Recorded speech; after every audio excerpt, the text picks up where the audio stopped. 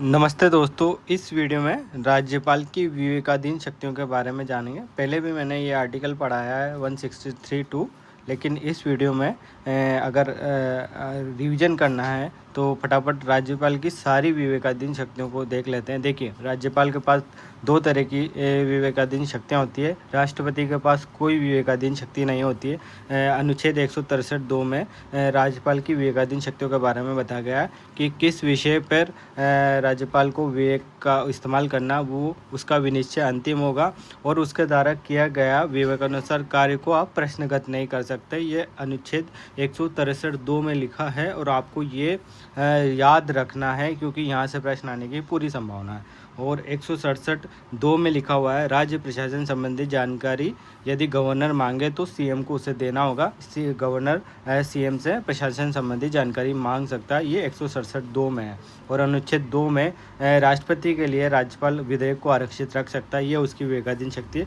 तो इस तरह से 3 उपबंध या यूँ कहें 3 आर्टिकल संविधान के राष्ट्रपति के विवेकाधीन शक्तियों को बताते हैं। ये आपको ध्यान में रखना। अगर प्रश्न आता है कि कौन कौन से आर्टिकल हैं, तो ये 3 आर्टिकल है। उसके अलावा राज्यपाल के पास कुछ परिस्थिति जन्य संवैधानिक शक्तियाँ भी होती है जो आपको ध्यान में रखनी है कि अगर किसी चुनाव के दौरान किसी विधानसभा को स्पष्ट बहुमत ना हो तो वो सीएम की नियुक्ति कर सकते हैं। और ऐसा ही हुआ जब मैंने आपको पिछले वीडियो में भी बताया था, SR बम्बई बनाम भारत संघ का मामला था। तो वहाँ पर राज्यपाल ने किसी राष्ट्रपति शासन इम्पोज कर दिया था और 1977 में या यूँ कहें कई बार ऐसा हुआ है जिसमें राज्यपाल ने अपनी शक्तियों का इस्तेमाल किया और उन्होंने किसी भी दल को इस पर बहुमत नहीं मिलने पर किसी दूसरे दल को या किसी अपने पसंद के दल को या यूँ कहें किसी ऐसे दल को या महागठबंधन को ना बुलाकर किसी ऐसे दल को बुला लिया जिसके पास इस पर बहुमत ना हो। तो इस तरह से राज्यपाल ने करते आए हैं। तो इसीलिए ये SR बम्बई बनाम भारत संघ मामला काफ़ी इंपॉर्टेंट है, आपको ध्यान में रखना। 1994 का, जिसमें जो राज्यपाल से कैसे संबंधित है, राष्ट्रपति शासन से संबंधित है।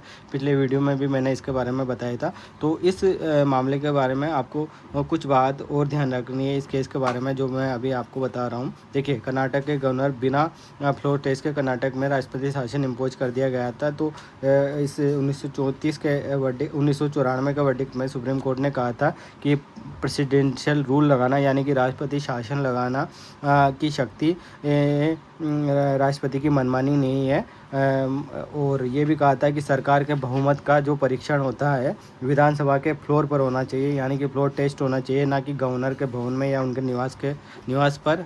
तो ये भी आपको ध्यान में रखना है। साथ में इसी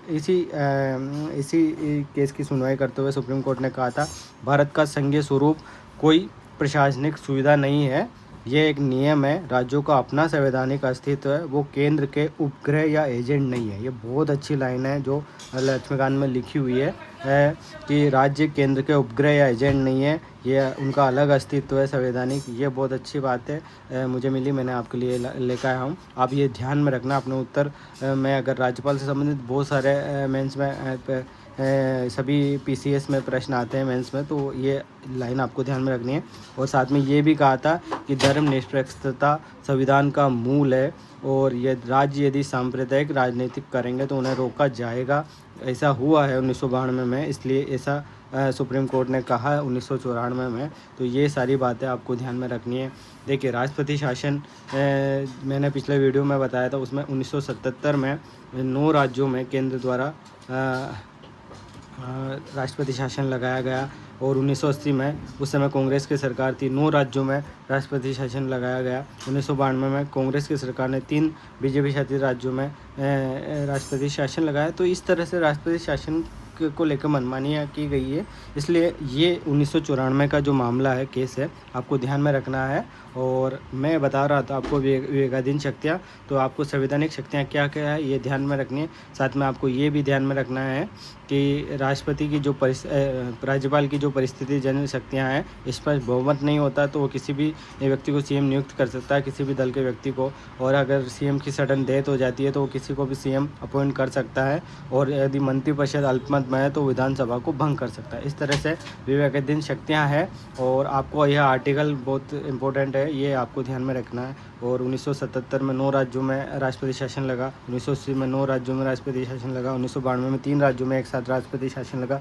तो ये भी आपको ध्यान में रखना है। और राजस्थान के बारे में तो मैंने आपको पिछले वीडियो में बताया कि राजस्थान में 4 बार राष्ट्रपति शासन लगा। संदर्भ क्या रहा ये भी मैंने बताया, और क्या बातें आपको ध्यान में रखनी है वो सब मैंने उस वीडियो में बताया। आप वो वीडियो जाके देखना, क्योंकि बहुत इंपॉर्टेंट है। अभी हाल ही में एसआई के एग्जाम में बहुत प्यारा प्रश्न बना कि ऐसे कौन से गवर्नर है जिनके समय राष्ट्रपति शासन इम्पोज भी किया गया और हटाया भी गया। तो उसका आंसर था कि रघुकुल तिलक ऐसे राज्यपाल थे हमारे राजस्थान के। तो और जो ऑप्शन उसमें आए हुए हैं उन सब से प्रश्न बनने की संभावना है। सारे राज्यपाल बहुत इंपॉर्टेंट है और आरपीएससी ऐसे फैक्चुअल प्रश्न पूछती है। तो प्लीज़ आप चैनल को सब्सक्राइब कीजिए, ऐसे छोटे छोटे वीडियो जो बनाऊँगा आप 2x करके वीडियो को देख लीजिए, आपका रिवीजन हो जाएगा। Okay, thank you so much.